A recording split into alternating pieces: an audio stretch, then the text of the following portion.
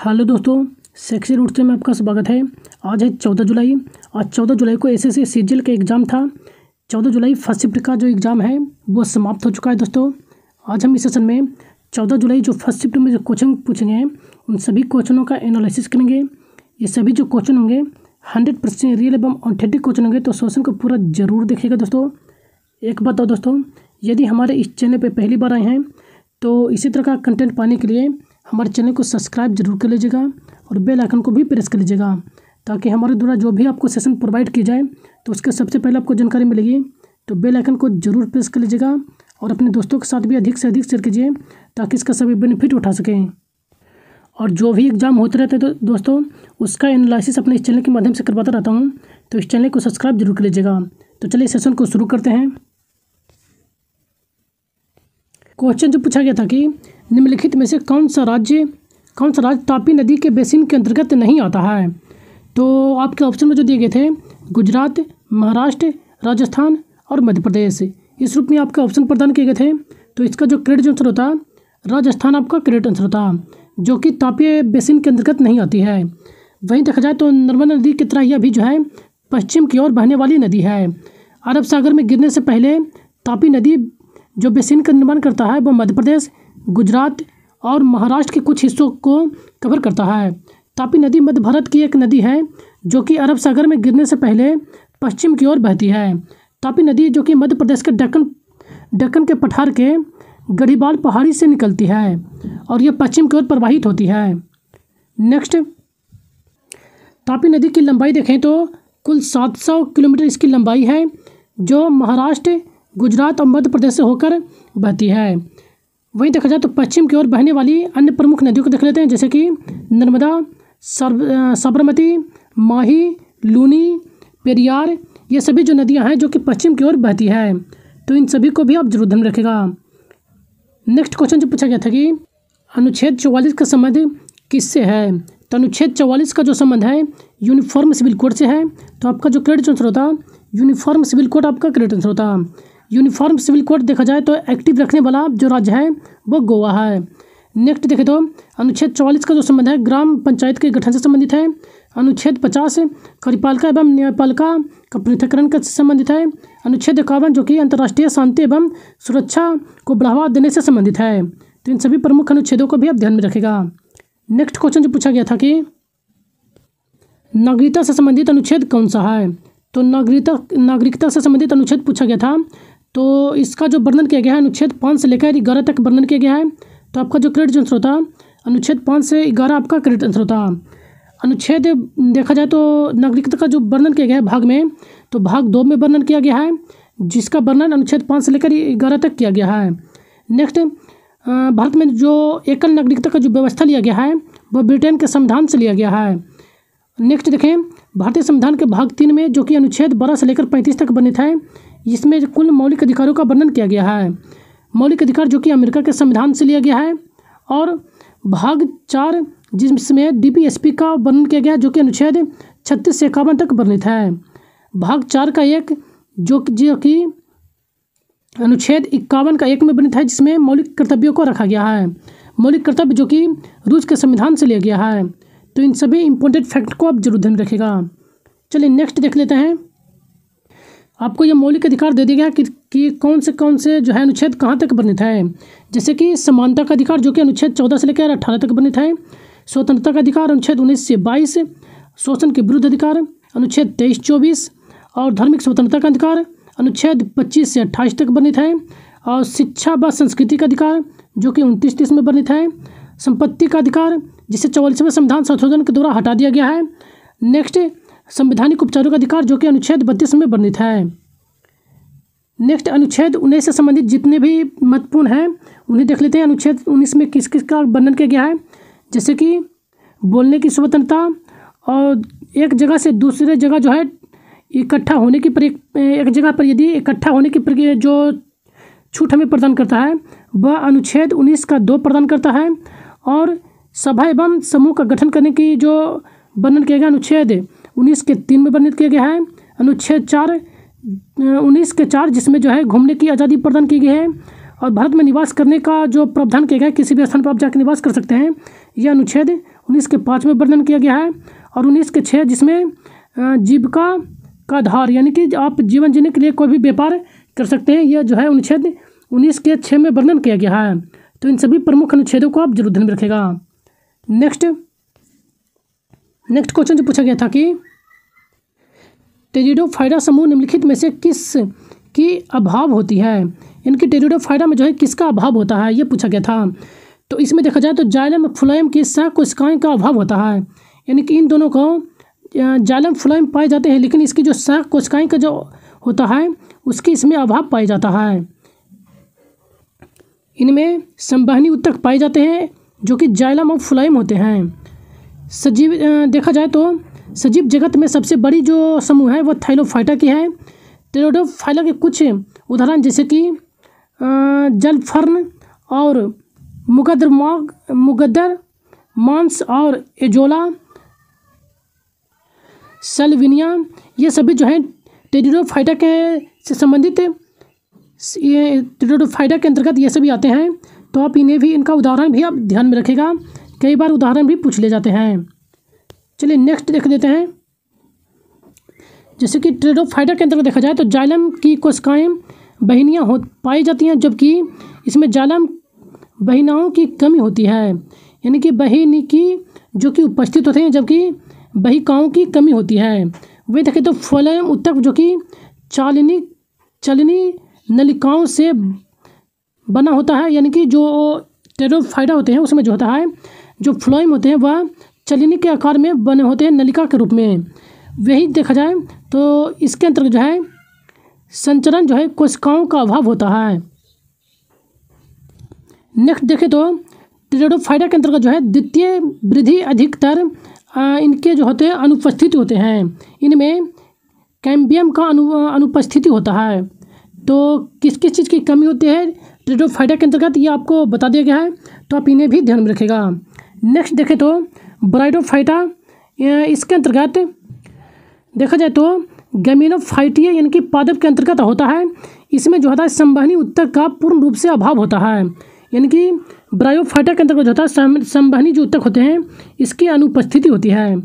Next gymnosperm, इसमें स्पेरोफाइटियम पादपीय काय होता है, लेकिन इसमें जाइलम और संवहनी जाइलम देखा जाए तो बाहिकनी के साथ साथ जाइलम बाहिकाओं से बना होता है, यानी इसके अंतर्गत जो होता है जाइलम भी होते हैं, जबकि जाइलम की जो वाहिनियाँ होते हैं ये भी इसमें जो होता है नली के रूप में बने होते हैं जिम्नोस्पर्म में।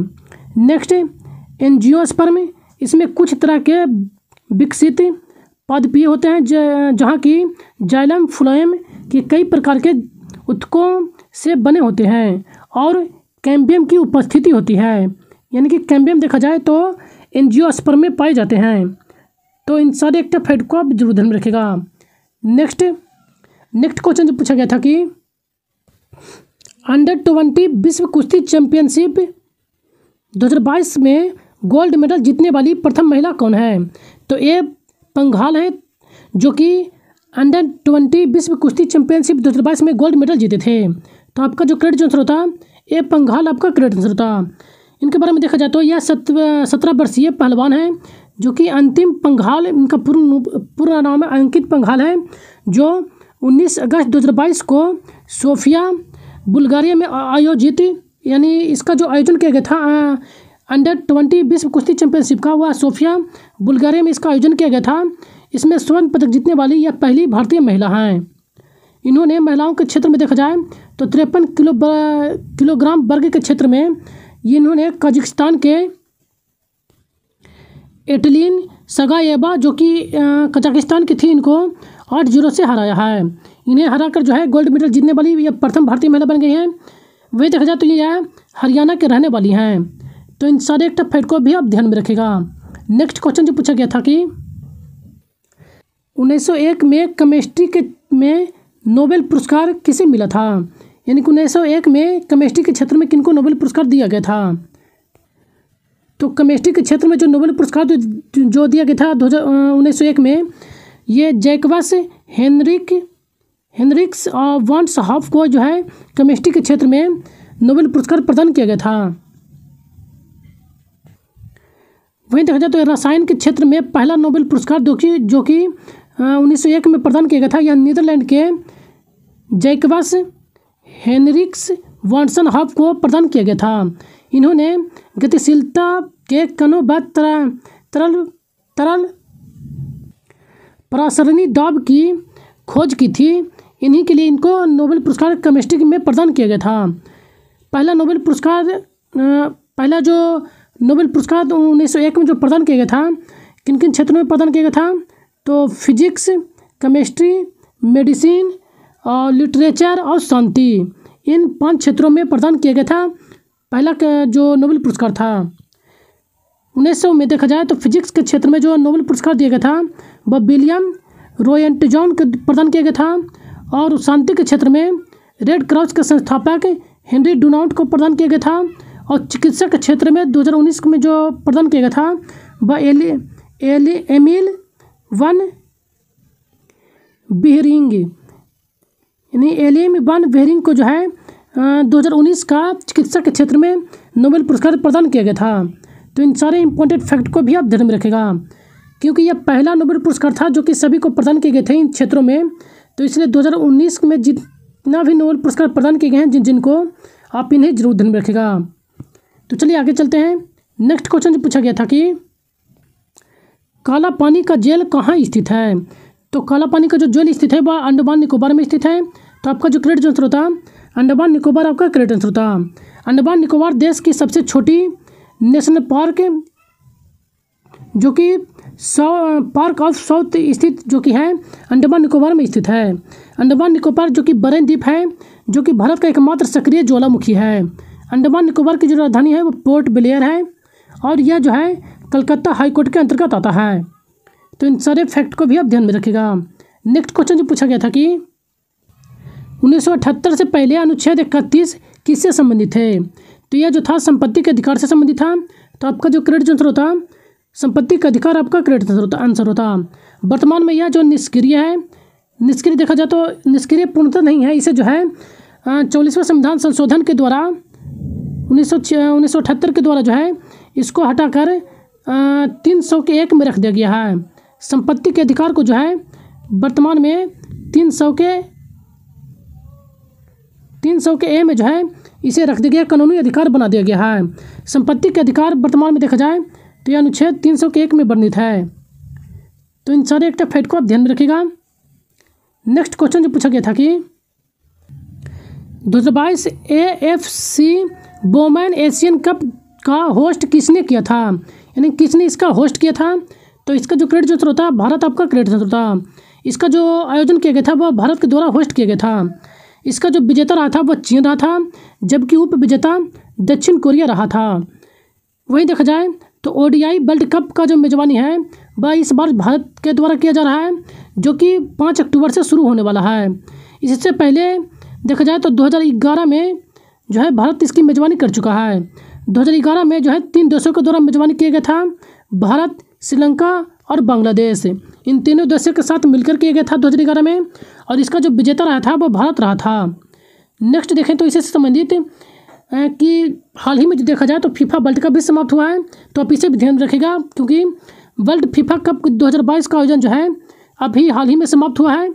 तो इसका जो आयोजन किया गया था वह कतर में इसका आयोजन किया गया था, और इसका जो विजेता टीम रहा था वो अर्जेंटीना रहा था, जबकि उप विजेता फ्रांस रहा था। तो आप इसे भी ध्यान में रखिएगा। नेक्स्ट क्वेश्चन जो पूछा गया था कि भारतनाट्यम किस धर्म से संबंधित है। इस रूप में क्वेश्चन पूछा गया था। तो आपके जो करेक्ट आंसर होता है शैव धर्म, आपका करेक्ट आंसर होता। भारतनाट्यम जो कि शैव धर्म से संबंधित है। वहीं देखा जाए तो भारतनाट्यम एक तमिल शास्त्रीय नृत्य शैली है जिसकी उत्पत्ति तमिलनाडु में हुई है।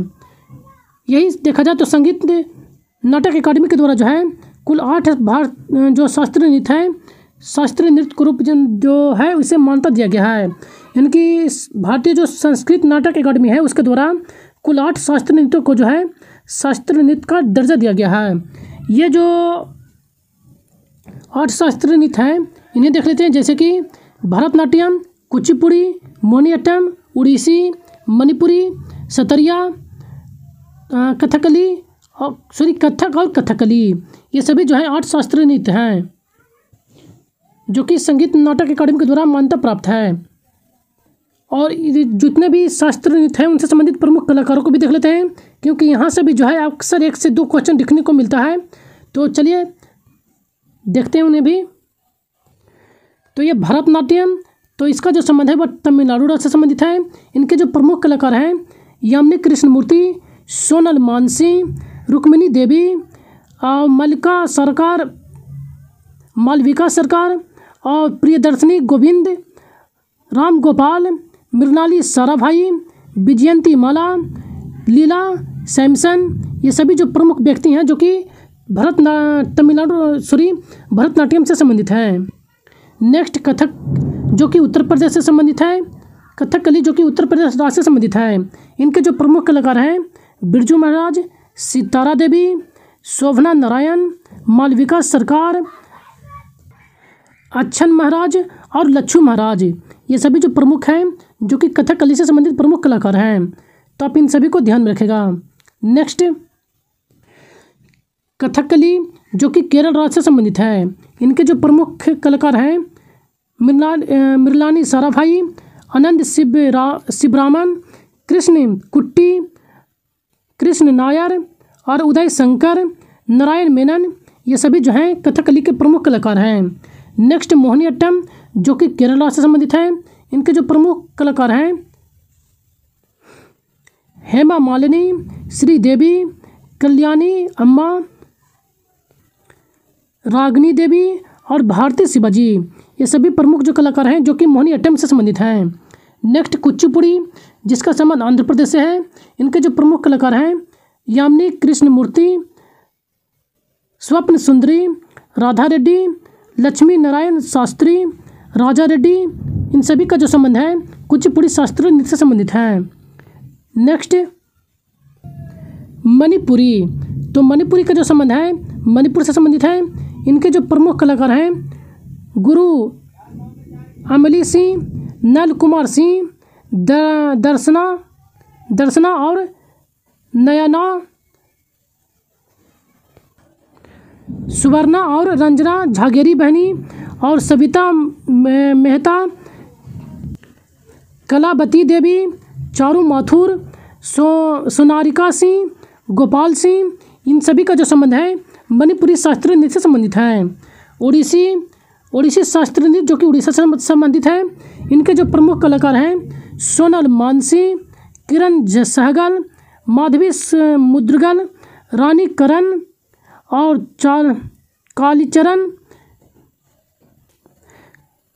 कालीचरण पटनायक और इंद्रानी रहमान, सेरेन सोवेल जो कि यूएसए से संबंधित है। और नेक्स्ट मिर्ता बारवी जो कि अर्जेंटीना से संबंधित है।